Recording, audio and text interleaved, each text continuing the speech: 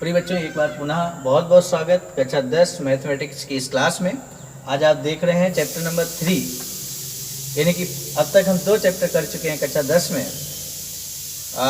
यहाँ पर बता दें, पिछले 2 चैप्टर्स में कहीं कोई समस्या हो तो बच्चे हमारे कमेंट बॉक्स में जाकर यूट्यूब चैनल का नाम लिखा हुआ है BMAIC अर्थात बेनी माधव अग्निहोत्री इंटर कॉलेज का संदेश यूट्यूब चैनल पर जाकर कमेंट्स में आप लिख सकते हो। अगर कोई समस्या पहले और दूसरे चैप्टर में है तो हम आपको जरूर बताएंगे। यदि नहीं है तो चलिए तीसरे चैप्टर में हम लोग चलेंगे। और तीसरे चैप्टर का जो नाम है, प्रिय बच्चों ध्यान रहे, मैथमेटिक्स एक ऐसा टॉपिक है जो क्रमशः चलता है। अगर आपने पहला चैप्टर नहीं किया, दूसरा नहीं किया, तो तीसरा चैप्टर करने में कहीं ना कहीं दिक्कत आएगी। इसलिए जब आप चैनल पे जाएंगे तो क्रमशः एक के बाद एक वीडियोज पड़े हैं, उनको आप समय जैसे ही मिले वैसे उसको देखिए। आप देखेंगे, क्रमशः पढ़ेंगे तो आपका एक तो नॉलेज बढ़ेगा और दूसरा जो हम अगला टॉपिक करने जा रहे हैं ये भी बहुत अच्छे से समझ में आएगा। तो चलिए आइए तीसरे चैप्टर की बात करें। चैप्टर का नाम है 2 चर वाले रैखिक समीकरण युग्म। तो आइए सबसे पहले हम लोग बात करें। यहाँ समीकरण युग्म की बात की जा रही है, रैखिक शब्द की बात की जा रही है। सबसे पहले हम लोग समझेंगे कि रैखिक समीकरण होता क्या है और 2 चर वाले रैखिक समीकरण क्या होते हैं। 2 चर वाले रैखिक समीकरण तब समझेंगे जब पहले हम 1 चर वाले रैखिक समीकरण समझ लें। तो आइए सबसे पहले बात करें हम लोग कि रैखिक समीकरण क्या होता है। रैखिक समीकरण का मतलब क्या है। रैखिक समीकरण, तो जैसे मान लीजिए कोई इस तरह से हमने लिख दिया ax + 2, अगर लिख दिया ax + 2 है तो ये सिर्फ और सिर्फ क्या है, बीजगणितीय व्यंजक है। ये सिर्फ और सिर्फ बीजगणितीय व्यंजक है। ध्यान दीजिएगा, ax + 2 यानी कि जो हमारी मैथमेटिकल संक्रियाएं होती हैं प्लस माइनस गुणा भाग, उसको इस्तेमाल करते हुए इस तरह से यहाँ पर आप देख सकते हैं ये जो ये ax है, चलिए यहाँ जनरल फॉर्म ले लेते हैं, ax + b ले लेते हैं। तो ax प्लस यहाँ सिर्फ x है, एक चर है, यानी कि एक चर वाला ये समीकरण है।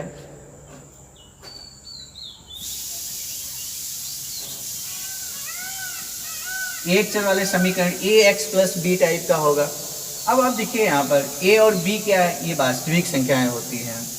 रैखिक समीकरण, रैखिक, अभी हम बीजगणितीय व्यंजक की बात कर रहे हैं, लेकिन समीकरण क्या होता है। अगर मान लीजिए इसी को हम इस तरह से ax + b = 0 लिख दें तो ये समीकरण हो जाता है, अर्थात इसको हम समीकरण कह सकते हैं।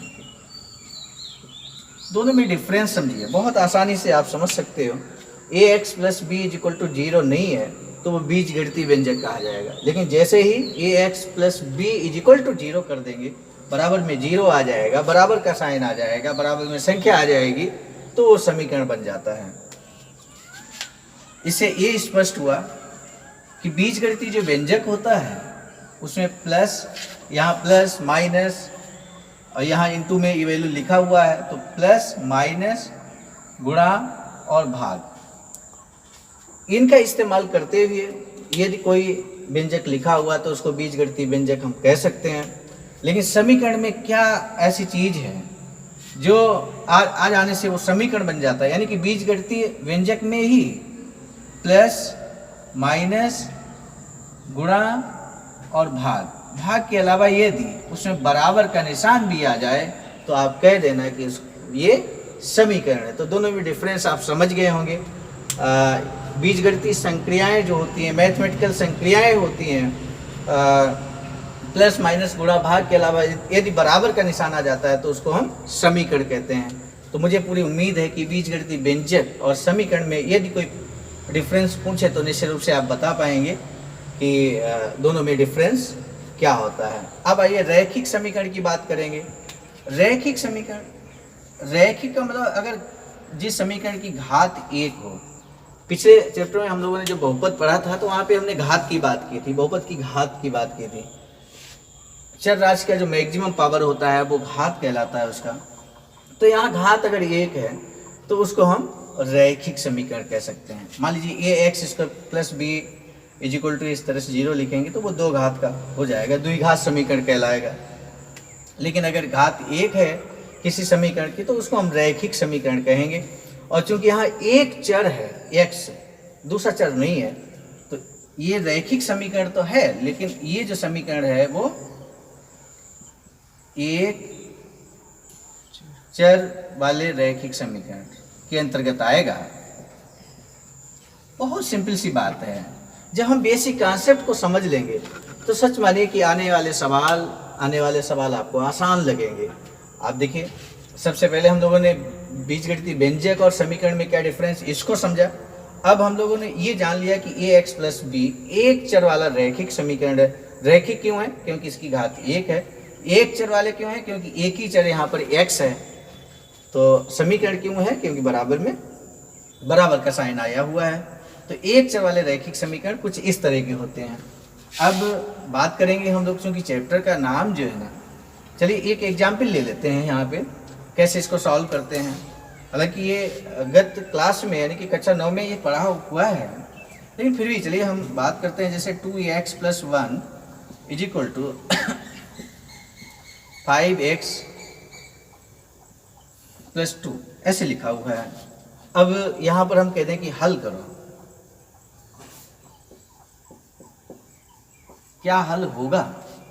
तो x वैल्यू हम एक तरफ ट्रांसफर करें तो क्या हो जाएगा? आप देखिए, ये 1 माइनस का 2 प्लस की वैल्यू बराबर के साइड में चेंज होगी तो माइनस हो जाएगा प्लस की वैल्यू, और ये 5x है, इधर 2x माइनस का 2x हो जाएगा, यानी कि ये 3x और ये माइनस का 1 बचेगा।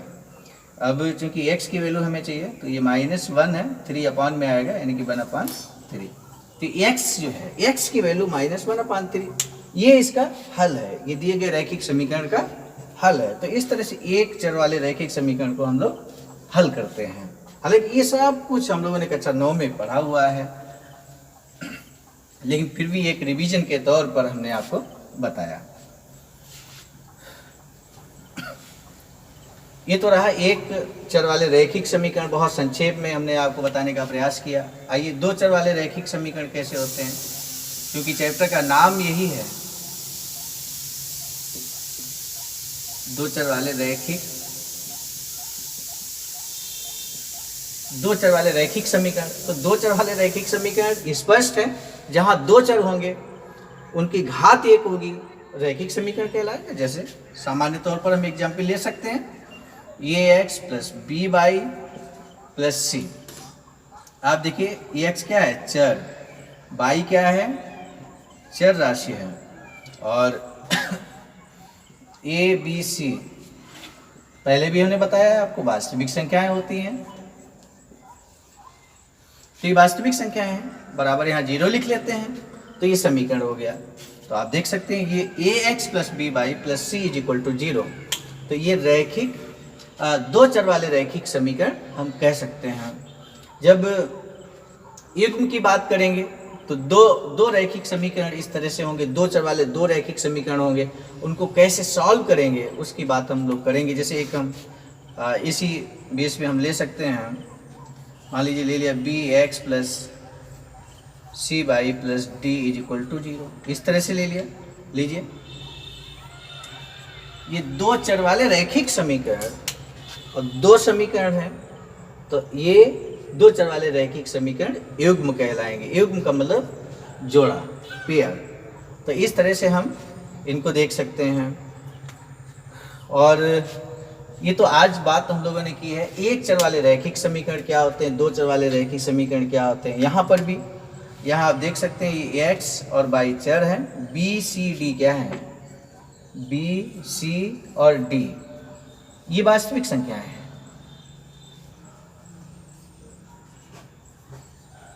वास्तविक संख्याएं हैं। इन दो चर वाले रैखिक समीकरणों को कैसे हल करेंगे, कितने तरीके हैं हल करने के, उन तरीकों पे भी हम लोग बात करेंगे।